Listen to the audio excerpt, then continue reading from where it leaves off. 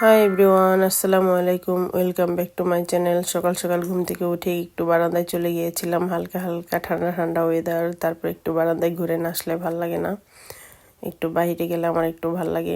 তারপরে সকালবেলা ঘুম থেকে উঠেই কিন্তু আমি সকালে নাস্তা বানিয়ে নিলাম। রুটি আর আলু ভাজি সবাই খেয়ে নিলাম। আর রুটি আর আলু ভাজিটা আমাদের সবারই কিন্তু বরাবরই খুবই পছন্দের। তারপর আমার বড় মেয়ে রেডি হয়ে গিয়েছিল, তারপরে ওকে আমি বিদায় দিব। সকাল 8:30টার মধ্যে ওর স্কুলে ঢুকতে হয়, এটা কিন্তু লন্ডনের নিয়ম। সব স্কুল একরকম না, এক এক স্কুলের টাইম এক এক রকম। তারপর মেয়েকে বিদায় দিয়ে কিন্তু বড় ছেলেকে নিয়ে আমি স্কুলের উদ্দেশ্যে রওনা করে দিলাম। আমার বড় ছেলে কিন্তু প্রাইমারি স্কুল পড়ে, আর এই জন্য প্রাইমারি স্কুলে বাচ্চাদের কিন্তু প্যারেন্টসদের নিয়ে যেতে হয়। এটা ইচ্ছা করলে কিন্তু ওরা একা যেতে পারবে না।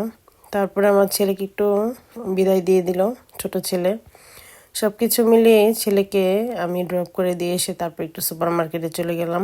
মার্কেটে গিয়ে একটু টুকিটাকি জিনিসপত্র লাগবে সেটা কিনে নিলাম। আর ছোট বাচ্চা ঘরে থাকা মানেই কিন্তু তাদের এটা সেটা অনেক কিছুই লাগে, 2 দিন পর পর শেষ হয়ে যায়।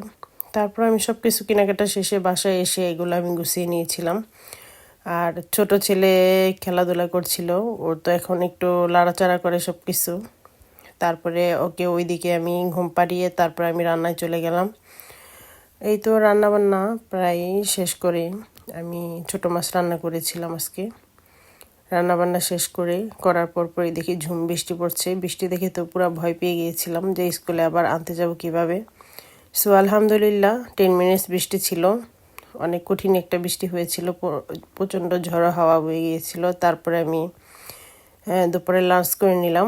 লাঞ্চ করার পরেই কিন্তু আমি চলে গিয়েছিলাম আমার ছেলেকে পিক আপ করতে। তারপরে তখন বৃষ্টি ছিল না, ওয়েদারটা তখন অনেক সুন্দর ছিল, একটু সানি ছিল হালকা। তারপর ছেলেকে নেওয়ার পরে আমি বাসার উদ্দেশ্যে রওনা করে দিলাম। রাস্তায় যেতে না যেতেই দেখলাম একটা ফল গাছ, তারপরে সেটা দেখেও কিন্তু একটু ভিডিও করে নিলাম। তারপর আমার ছেলেকে নিয়ে আসার পরে আমার বড় মেয়ে চলে আসলো। আমার বড় মেয়ে আসলেই কিন্তু আমার ছোট ছেলে ওর কাছ থেকে আমার কোলে কখনই আসতে চায় না, কারণ ওর প্রতি একটু ভালোবাসা বেশি কাজ করে।